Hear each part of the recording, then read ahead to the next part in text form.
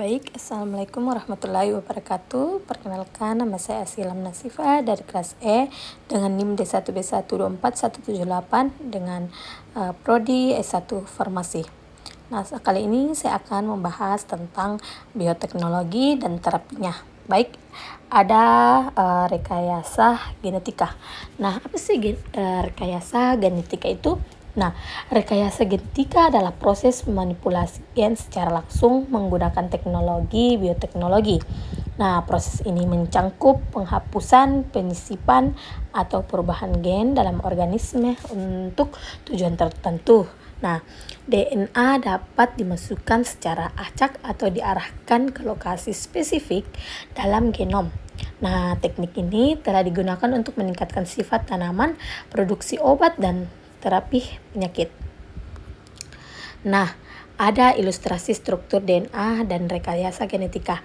Nah, pada gambar ini memperlihatkan visualisasi DNA dan proses manipulasi genetik menggunakan alat canggih. Nah, visual ini membantu menggambarkan secara simbolik bagaimana ilmuwan mengintervensi struktur genetik untuk tujuan pengobatan, pertanian atau penelitian.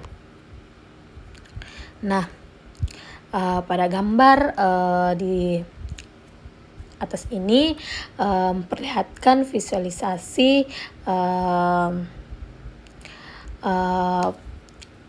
membandingkan 3 metode atau pemuliaan konvensional, atau yang pertama yaitu pemuliaan konvensional.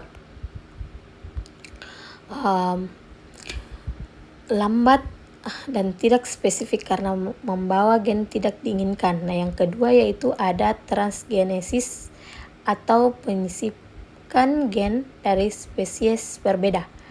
Dan yang ketiga ada cisgenesis, yaitu serupa dengan transgenesis tetapi dari spesiesnya itu kerabat dekat sehingga lebih aman dan alami. Dan gambar ini semuanya ini menunjukkan bagaimana rekayasa genetik dapat mempercepat dan menyempurnakan hasil pertanian. Nah, rekayasa genetika adalah suatu proses pengubah susun genetik dari suatu organisme dengan menghapus memastikan DNA tidak seperti pengembiakan hewan dan pemuliaan tanaman secara tradisional. Nah, rekayasa genetik memungkinkan pengubahan langsung pada DNA tanpa harus melalui beberapa generasi seleksi seperti pemuliaan konvensional. Nah, ini memungkinkan hasil yang lebih cepat, lebih tepat, dan lebih fleksibel karena bisa menggunakan gen dari organisme manapun. Nah, pada gambar ini menjelaskan proses pembuatan antibodi monoklonal tikus terlebih dahulu, diimunisasi dengan antigen untuk merangsang produksi sel limfosit B, penghasilan antibodi. Nah, yang pertamanya itu ada tikus diimunisasi, yaitu menghasilkan sel limfosit B. Nah, sel limfosit B itu digabungkan dengan sel tumor atau menghasilkan sel hidripodoma.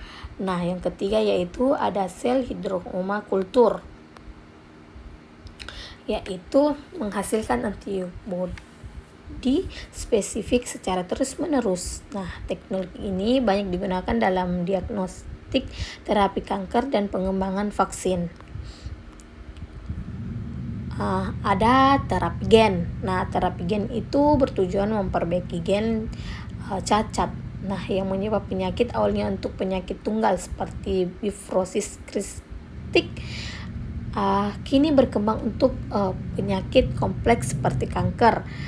Metode yang digunakan itu termasuk menyisipkan gen normal, mengganti gen rusak melalui rekombinasi homolog, dan yang ketiga ada menekan gen abnormal atau peredaman gen, dan yang terakhir ada memperbaiki mutasi genetik melalui mutasi sebalik selektif.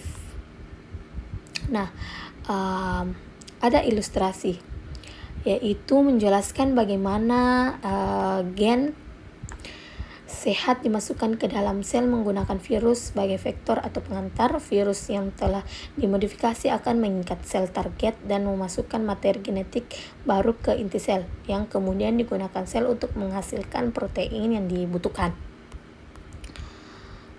Pada gambar yaitu ada gen terapik atau gambar ini menekankan alur adenovirus atau masuk ke sel, melepaskan sel ini masuk ke virus. Yang pertama itu ada proses masuk proses adenovirus, yang kedua ada proses masuk ke sel, yang ketiga ada melepaskan gen, dan yang terakhir yaitu ada gen menggantikan versi rusak di inti sel. Nah, proses ini menggambarkan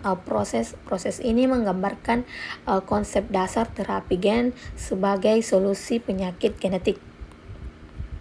Nah, adapun aplikasinya dalam dunia farmasi yaitu meliputi berbagai aspek, mulai dari riset dan pengembangan obat-obatan hingga memastikan akses pasien terhadap obat aman dan efektif.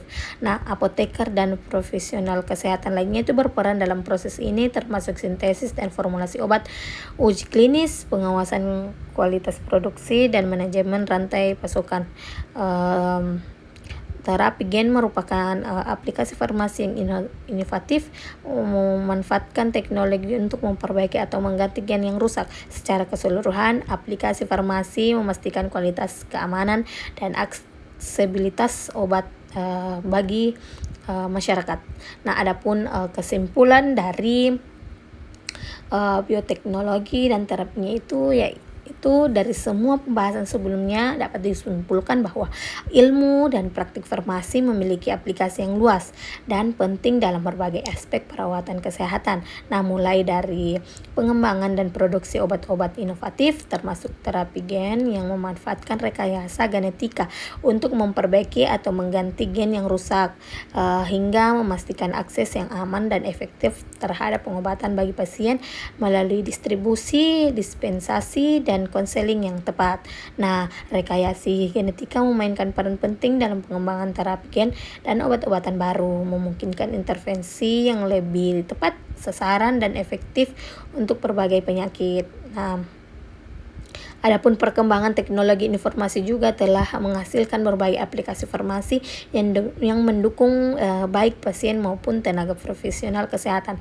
Namun penting untuk selalu mengutamakan informasi dan sumber terpercaya dan berkonsultasi dengan tenaga medis profesional untuk memastikan perawatan kesehatan yang optimal. Nah, baik, sekian dari saya. Itulah tadi hasil penjelasan saya tentang materi bioteknologi dan terapinya. Baik, sekian dari saya. Mohon maaf jika ada salah kata. Wabillahi taufiq wal hidayah.